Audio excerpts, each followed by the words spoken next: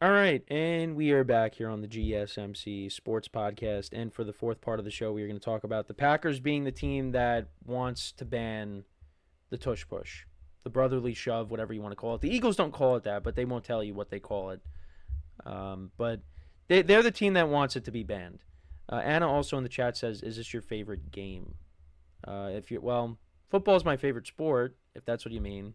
But I didn't really know what you meant by that. Anyways, so yeah, there was a report out there that an anonymous team reached out to the NFL and proposed a ban on the tush push, and then it came out that it was, in fact, the Packers, which is not a good look because the Packers lost to the Eagles twice in the 2024 season. They lost to them in Week 1, and then they lost to them in the playoffs. So the Eagles started the Packers season off with the loss, and then they ended the Packers season off with the loss as well. So the Packers did release a statement on it. I wanted to see because I think there was a quote from Mark Murphy. I'm trying to see, or from someone affiliated with the Packers. I wanted to see if there. Oh yeah, so it was from Mark Murphy, and he basically said there is no skill involved and is almost an automatic first down on plays of a yard or less. I would like to see the league prohibit pushing or aiding the run. Also, Sean McDermott said the way that the techniques that are used with the play to me have been potentially contrary to the health and safety of the players. I have to go back through, in fairness to the injury data on the play, but I just think the optics of it, I'm not in love with it. There's a lot of individuals that are not in favor of it, and I will be honest, I did think it was a little bit ridiculous in the championship game where, something that I never heard of, because the Commanders were jumping off offsides so many times when they were near the goal line late in the game. The official said, "Well, we can award Philly with an automatic score," which I never heard. Now, obviously, got to be part of the rules because otherwise they wouldn't have said that. But it's just you would have thought they just pulled that out of their pocket and said, "Yeah, here's a new rule. If you keep doing this, we're just going to give the Eagles a touchdown." And I would have been interested to see how they would have scored that had they granted the Eagles an automatic score. But needless to say, look, the Eagles are successful with it because the Eagles have the personnel that can do it the best. When you see, the Bills, they tried running it several times in the championship game against the Chiefs, and then we ended up having one of the most controversial calls for the entire season, really, is did Josh Allen get the first down or did he not get the first down? Well, if, you had how the Eagles do it, they would have got that first down. There would have been no controversy.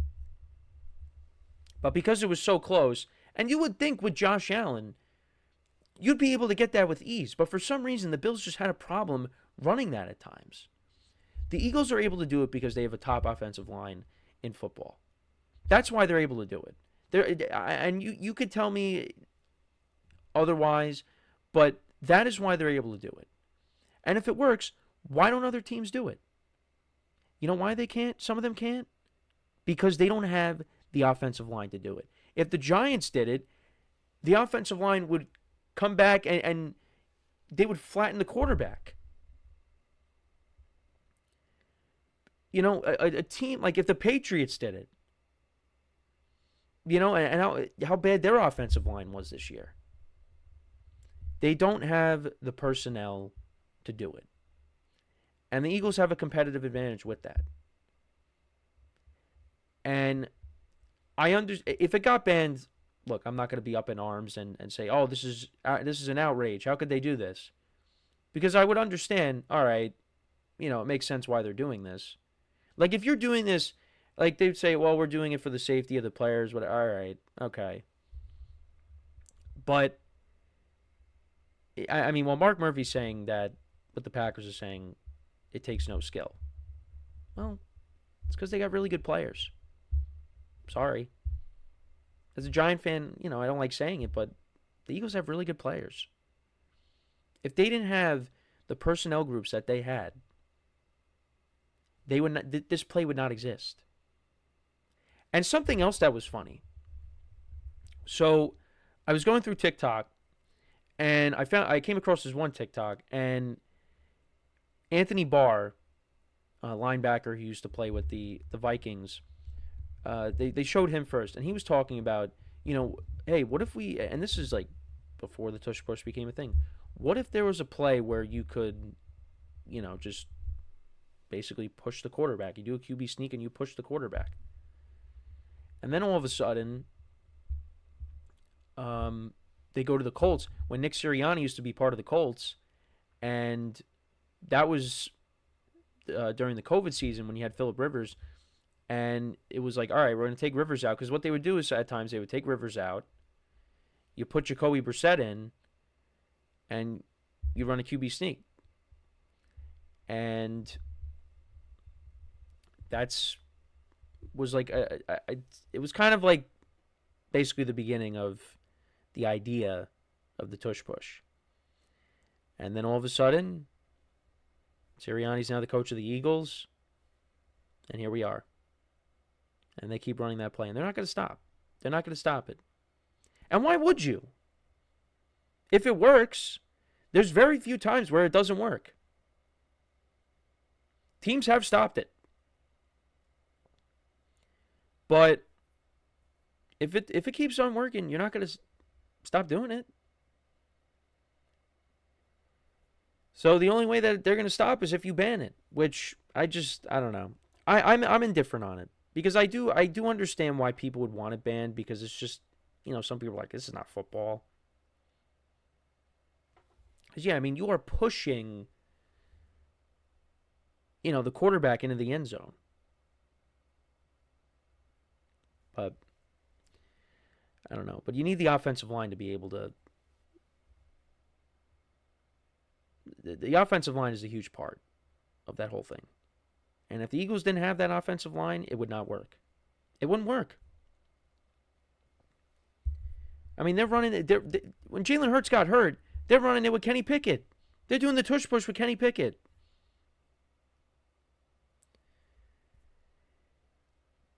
Yeah, it's an interesting conversation to be had, but I mean, what are we doing? If it gets banned, so be it. I mean, at some point, because I think this was brought up, in a previous year too, that this should be banned. Nothing happened.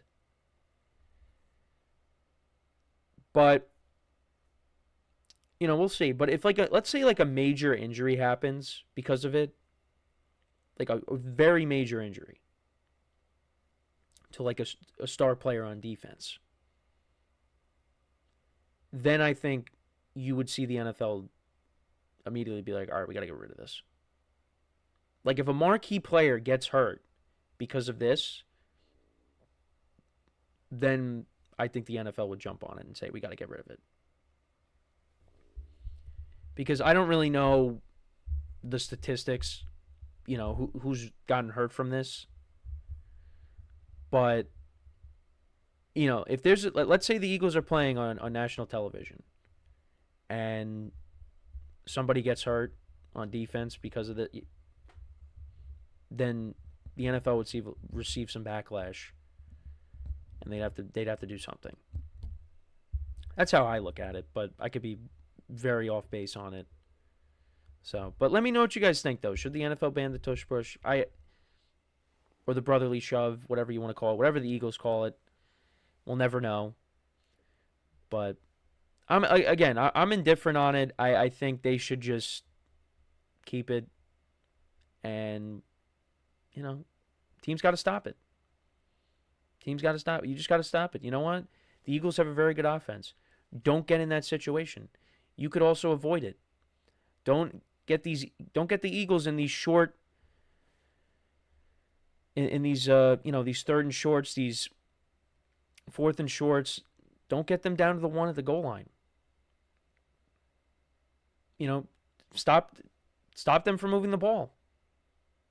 Prevent them from getting it. Have them, kick field goals. Have them, try to score touchdowns from, outside the red zone.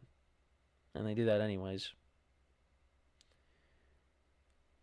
So there's other ways to work around it. He's got to play better. But we'll see what happens if, the NFL steps in and does this. But yeah, and Lane Johnson uh, sent out a tweet with a laughing emoji when there was the report that the Packers, were the team. But yeah, I again, what happened in the championship game, that was annoying. Like if that's gonna happen constantly, then yeah, then that's a problem. But that's the only time where it was really ridiculous, where there was constant penalties. And also, Washington is, trying to make a play and, they're getting embarrassed in the championship game and they're frustrated. It's that's not going to happen all the time. But if that were to happen all the time, then that's another reason to consider. All right, maybe we got to get rid of this because nobody nobody likes watching constant flags being thrown and nothing is happening. But because that only happened once, you'll live with it. So we're going to take our final break of the show now. And then when we come back, we will continue to talk about football. I will do my next season overview. Today we will talk about the Dallas Cowboys, how their season went, and what they have to do to improve their team going into next season. So we will talk about them, and that is how we will wrap up the show for today. So, for one final time today, make sure to stick around, and we'll be right back here on the GSMC Sports Podcast.